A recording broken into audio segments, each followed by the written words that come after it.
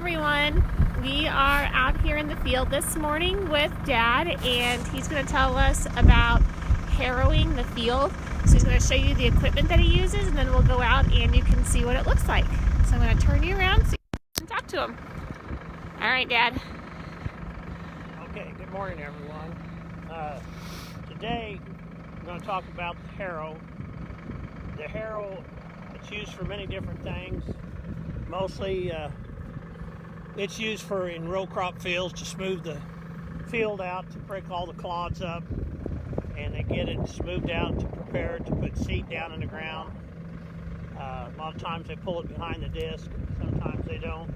What I use it for, and there's a lot of other farmers that use it for, what we call, we drag the pastures. It breaks up the clods. If there's clods in the field where it's been wet, also the cow manure piles, as you can see some of the piles out here, what it does, it breaks that manure up, and that manure works as fertilizer, kind of fertilizer, and it helps things grow, and it works pretty good. So this is called, like I said, a drag harrow. It's got tines, as you can see. What I'm using, the tines, this is a reversible harrow. You can do it one way.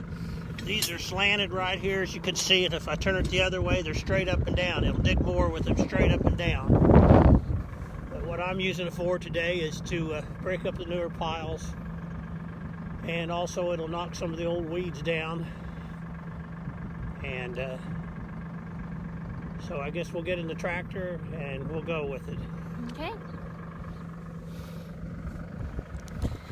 Hi, Abby. Hope you're having a good morning this morning.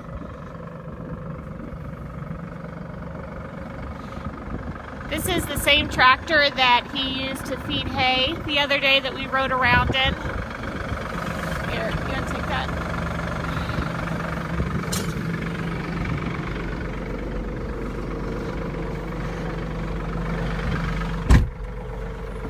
Sure. Okay.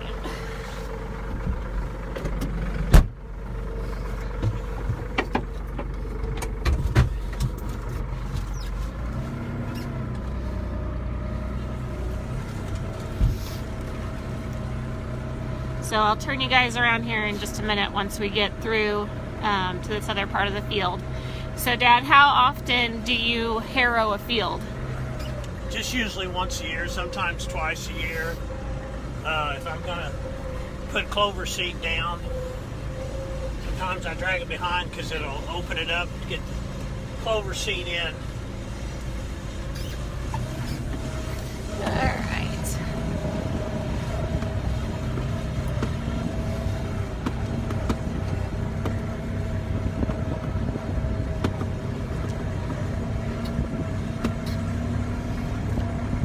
So you can kind of see as it's going along, as it's going over the manure piles, it bounces it around a little bit. It's just breaking it up so that way it opens up the soil a little bit more. So what are some other reasons that people harrow in a field? I think I was reading like there's different kinds of harrows, like discs, or those are considered harrows also? Yeah, kind of. Some people don't call them that, but they are called. There's harrows. They have harrows that kind of break up the weeds too. And you mentioned putting clover seed down. Why is clover seed good to have out in the field?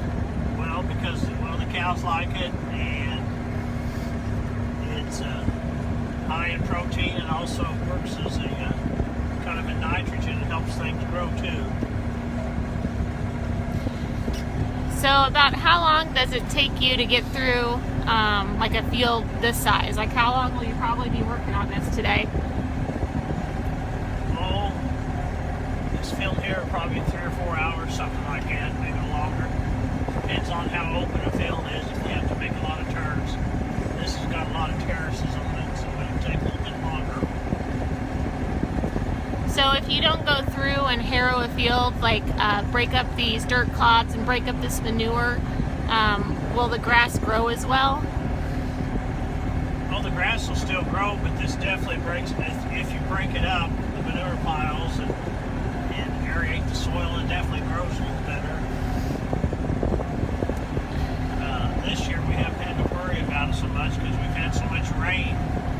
But if you hadn't had a lot of rain and you open it up, the soil, and let, when it rains, and let it get down into it, to the ground. Also, if your soil's compacted a lot, this kind of opens it up too. So you talked about, a field having terraces and having to make turns, and that's kind of what we're on right now. We're on the side of a terrace.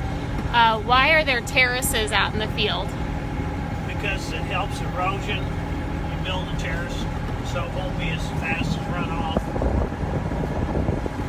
So these terraces are not something that was naturally made. They were made by man. Yeah, they were made by probably by a dozer. These terraces are real old here. The newer terraces are a lot better than these. These terraces here were probably built in the 50s, early 1950s. So when you say it helps with erosion, do you mean like it helps so the field doesn't die off as much? Or helps with water buildup? Yeah, if it's too steep, the ground, when you get a big rain, it'll create ditches. And this kind of helps from running off so fast. And it displaces the water, usually into a waterway. So that way you won't have as much erosion ground. This used to be a row crop field years and years ago. So when you say row crop, what does that mean? It's where they planted soybeans, maybe wheat, or corn in it. Usually when you get grass established real good, unless the ground is real steep, you really don't need a terrace unless you have a bunch of places that wash away. We're going to go up here on the top of the terraces here, so it won't be as rough. I can go a little faster.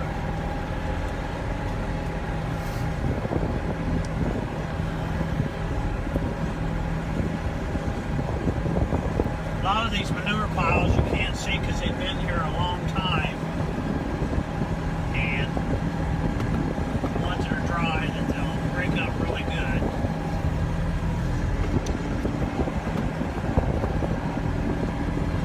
Can you see the camera there? They're Yeah. breaking up. Yeah.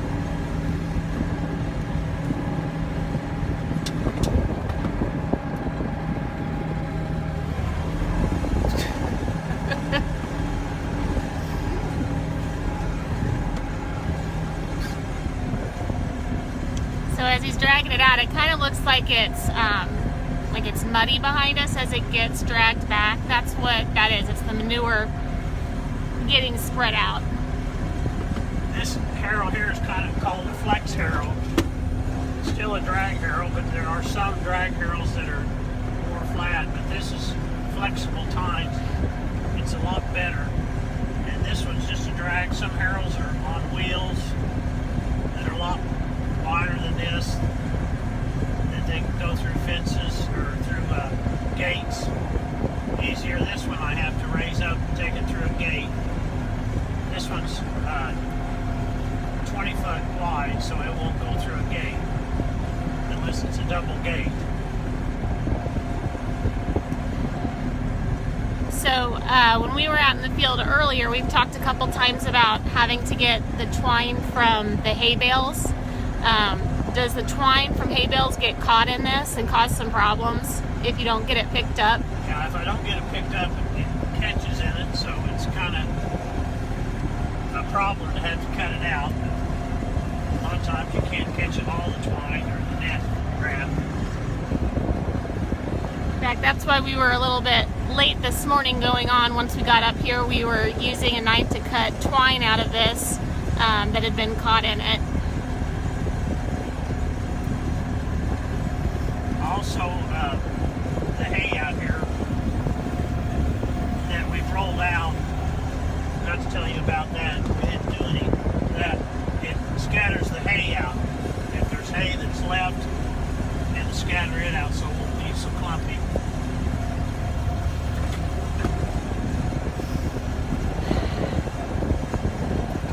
Okay, well, is there anything else you want to tell them about harrowing? Because I'm kind of all cramped up here and kind of hurting my neck. Well, no, there's nothing that you can do, Dad, to help me out. It's just the way I'm standing. Okay. So we'll turn around so you can kind of see what it looks like up ahead as he's going. And then we'll do a view from the back. So, Dad, you mentioned to me as we came in that you hope it rains a little bit. It's a little bumpy. Because some places like that behind us where it's more rough, it'll be a little bit easier to spread out. Yeah, it's plenty wet in places, but I should have been a little bit earlier doing this. It's nice when the ground is just a little bit soft. It breaks it up better, and it opens it up. But it's doing what it's supposed to right now. So, Dad, we have a question. Do you do this in a field that the cows are in? Yes, this is a pasture. So, yes, Amanda, this is a field where we have cows at, or at least the cows can be in here right now. There aren't really any that are in this particular field right now, but they are in this pasture.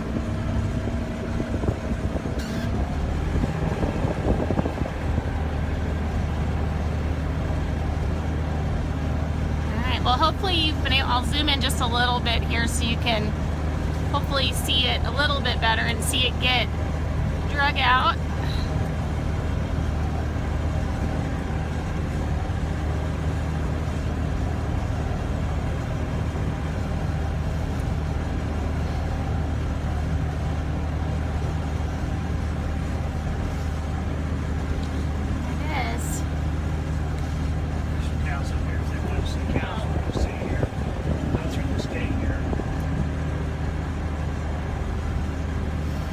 So one of the things that I've talked to Dad about as we're discussing the videos that we could do and the different things that we could show you with the Fun on the Farm videos is, you know, it's fun to see all the different animals that we have on the farm and learn about the animals, but there are a lot of other things that happen out on the farm that people don't really think about. You know, you don't think about coming out into the field with a tractor and dragging out manure and breaking it up.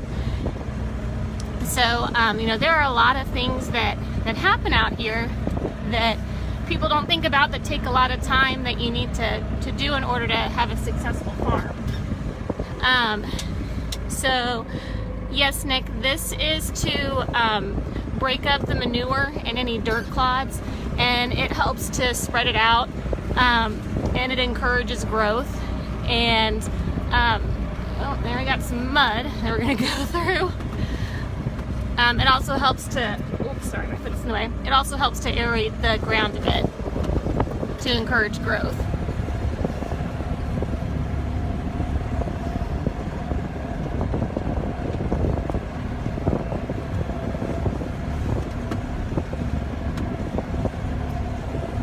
And Amanda, we're up here now. I'll turn this around. We're up here now in the field where the cows are hanging out.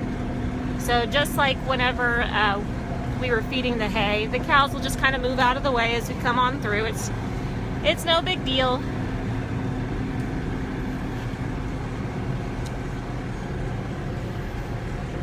So like Dad said, this field will take him several hours to do. He probably won't get it all done today before it rains this afternoon. Do you typically do this to all of your fields, Dad, or do you kind of pick and choose which fields you do it in?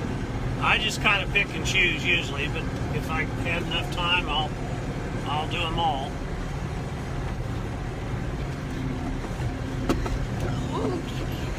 Okay. I've got two of these Harrows. I've got a Harrow here, and I've got one over at another farm that we have 3 miles away.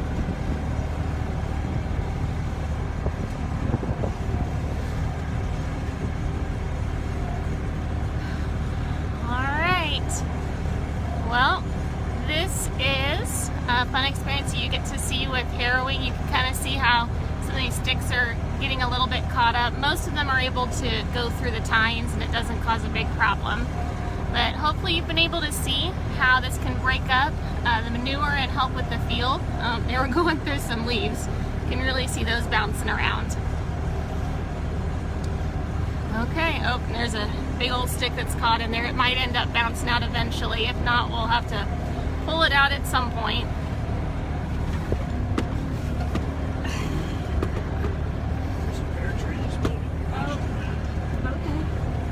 So Dad just looked up ahead and said, there's a pear tree that's blooming up ahead. We do have a pear tree that's out here in this field and that is getting white blooms on it. Hopefully it doesn't freeze tonight like they're calling for and hurt our fruit trees that are growing. We don't have a ton, but we do have a couple.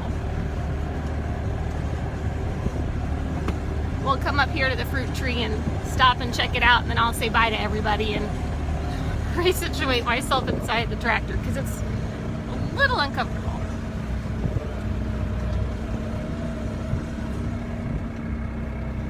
Okay, let me turn around. Yeah, just a second. Okay.